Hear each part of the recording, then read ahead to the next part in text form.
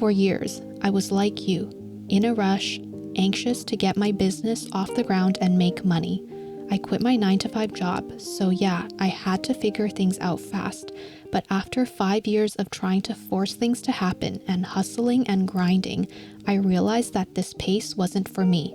I kept jumping into projects that weren't fully aligned, all because I was moving too fast to notice. For so many years, I tried to do everything: calligraphy workshops, coaching, courses, YouTube, Etsy, email list, selling digital products, blogging, affiliate marketing, freelancing. And to be honest, it wasn't even like super duper long hours every day. It was about 5 to 7 hours of work every single day.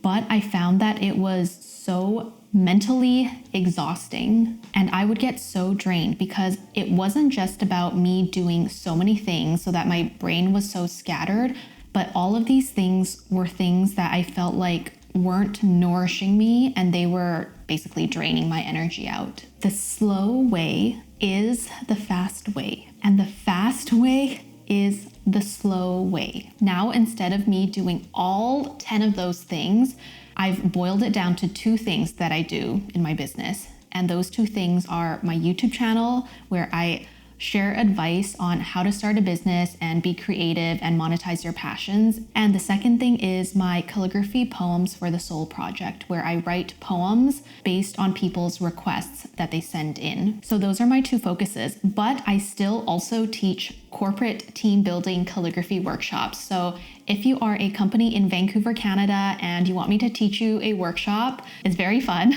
Just email me, I'll put my email below.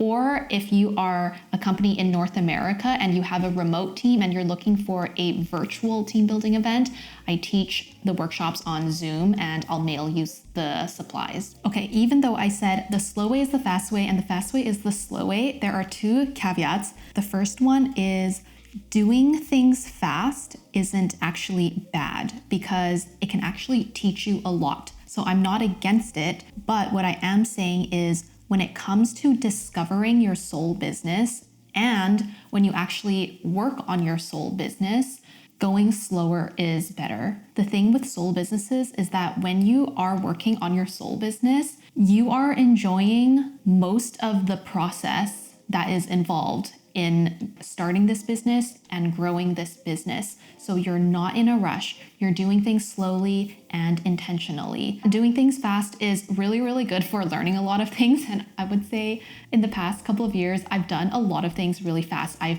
taken really quick action. I've just done things without really thinking about them and just putting things out there before I feel like they're ready. And I've learned a lot from doing that. So depending on where you are in your business right now, maybe you haven't found your soul business yet, but you're still trying to experiment with things.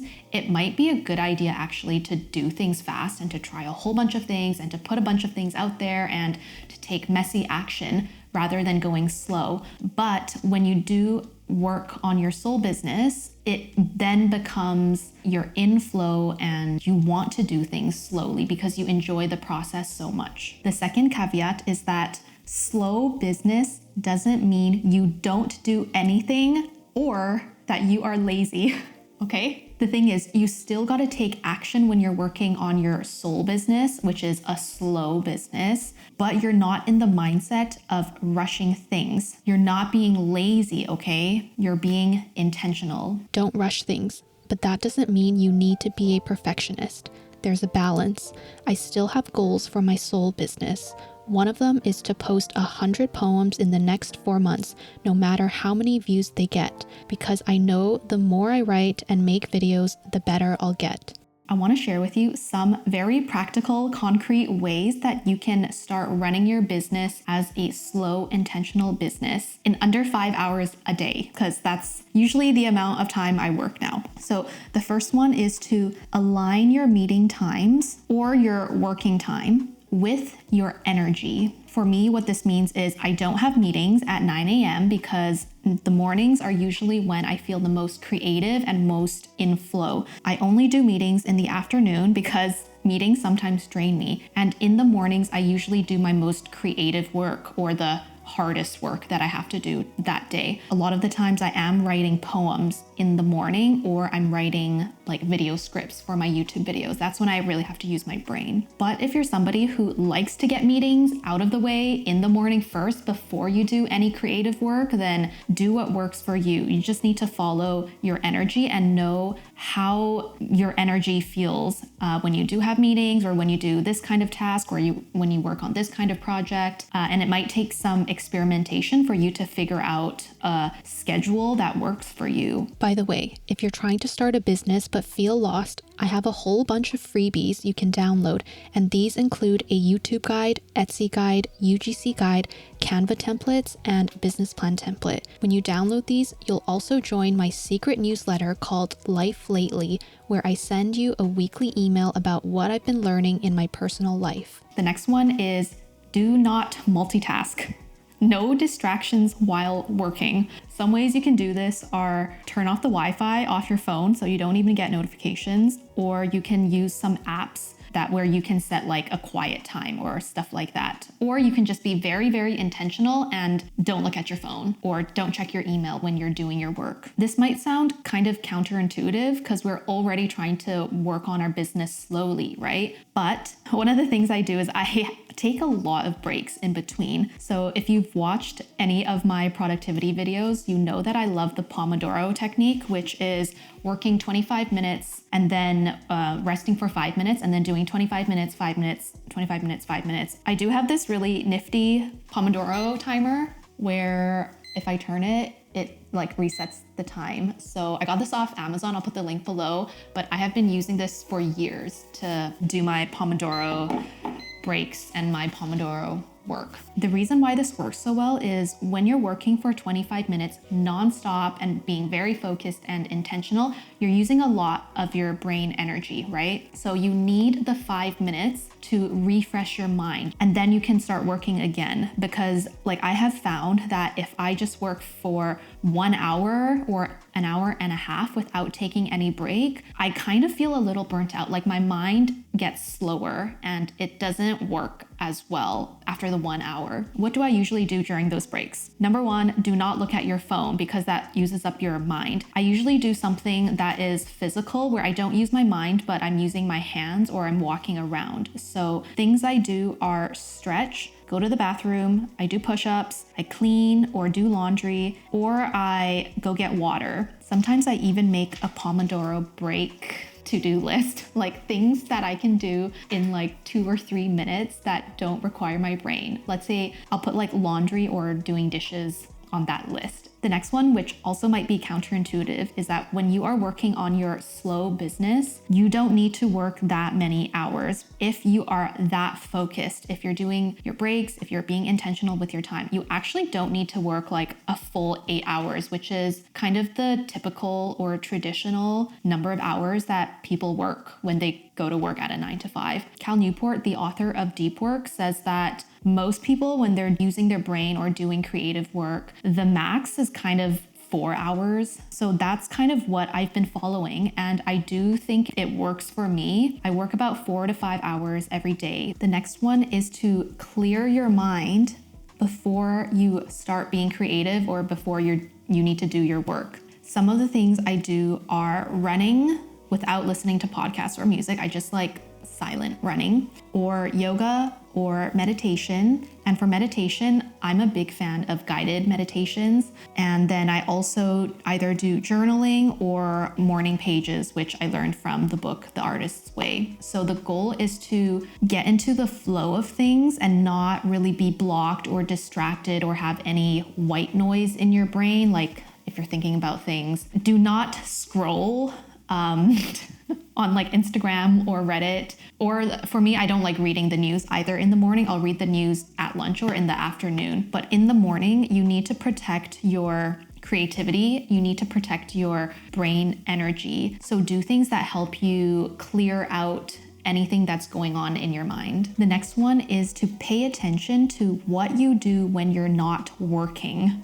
I know this video is about work, but a lot of this creative lifestyle, this soul business lifestyle is a lifestyle. So it kind of matters what you do outside of work. Like, are you being intentional? Are you doom scrolling on Instagram when you're not working and filling up your brain with random things? Or are you making space for hobbies and exercise and non-monetized creativity that nourishes you and gives you rest? For me, I am still making that paper monstera plant that I showed you a couple videos ago. I've made like 20 of these leaves and I'm going to paint them. But this is like an example of non-monetized creativity. Actually, I realized that a lot of my best ideas come from silence. So last year when I was super duper burnt out with all the business things I was doing, I decided to have a summer of creative experimentation where I rested, I took things really slowly, I experimented and just did things for the fun of it. And that's where my calligraphy poems for the soul idea actually came from.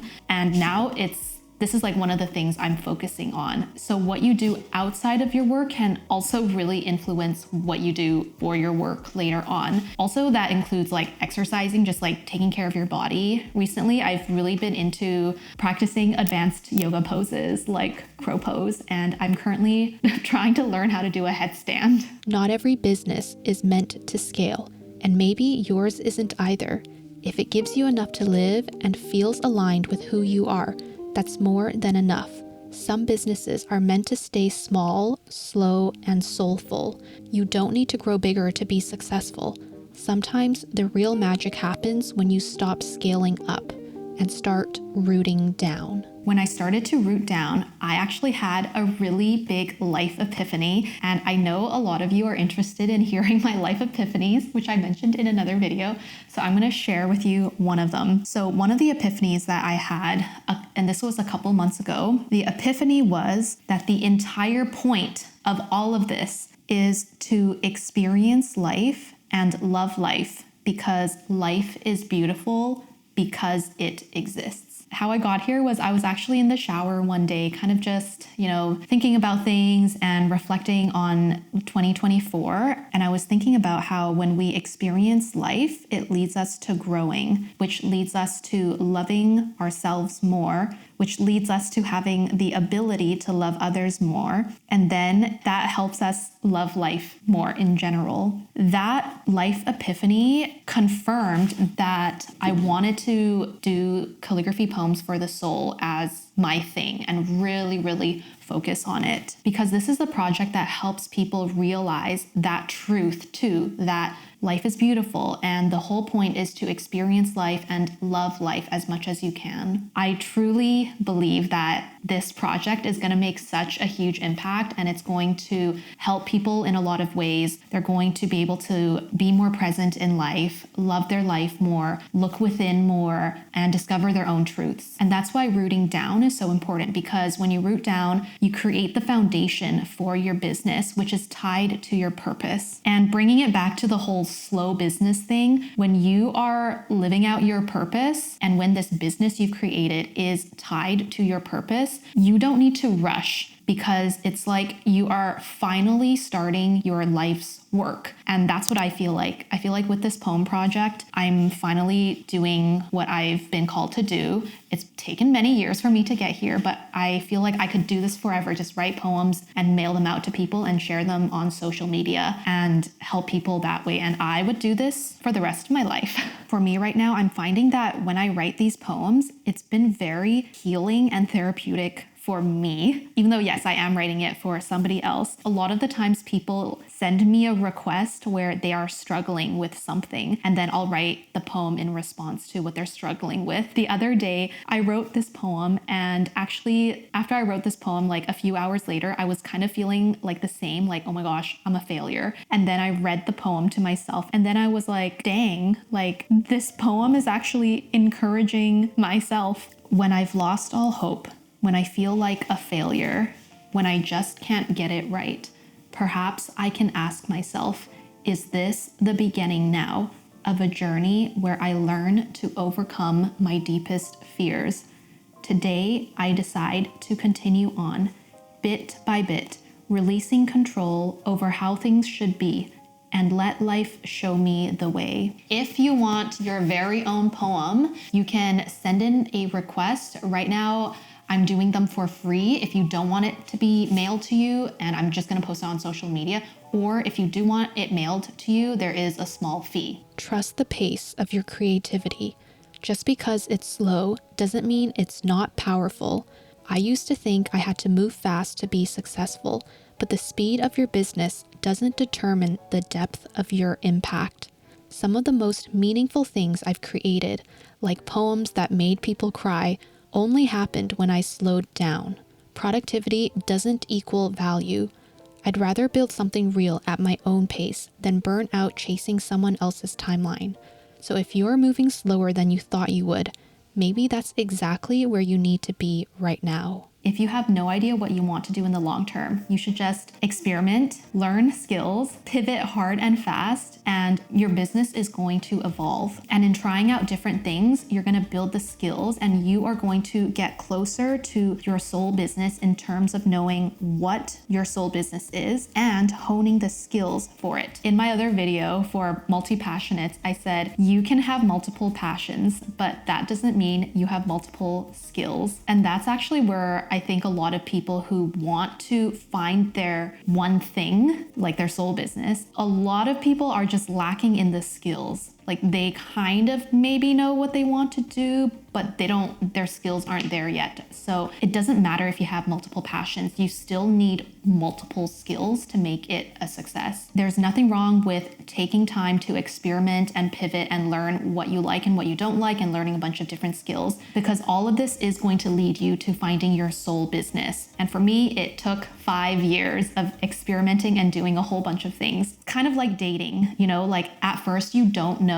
the kind of person you want to be with. So you try out the like 1 or 2 or 3 or 4 people. And then as you have all these relationships, you get closer to knowing like what you actually want. And then eventually you find that person. So don't pressure yourself to find your soul business right away. You need to date other businesses first sometimes before you can find it. Your soul business is the one you would do for free. You know you've found your soul business when it nourishes you more than it drains you, when you would honestly keep doing it even if it didn't make you money because it gives you energy and purpose and fills something up in you internally.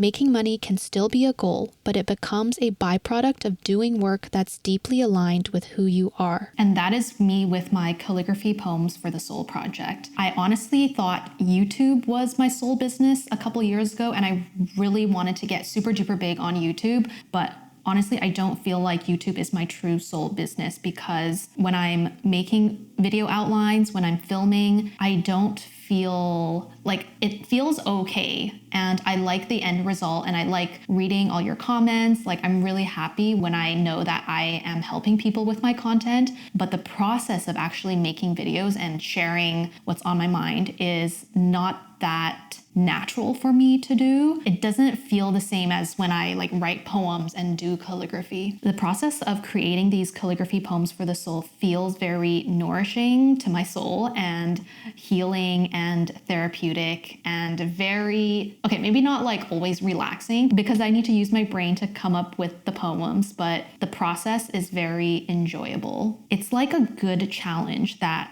I want to have in my life where I have to be flowing with my ideas and being open to things. With YouTube, it's kind of like I'm a teacher or a guide, maybe a mentor to you, but I actually don't want to be that. Like I can be that and maybe I am that to you, but what I actually want to do and to focus on is I want to be a creative and an artist and express myself and use art to impact the world and help the world. Your soul business should support your life, not drain it. A true soul business is a slow business that frees and empowers you.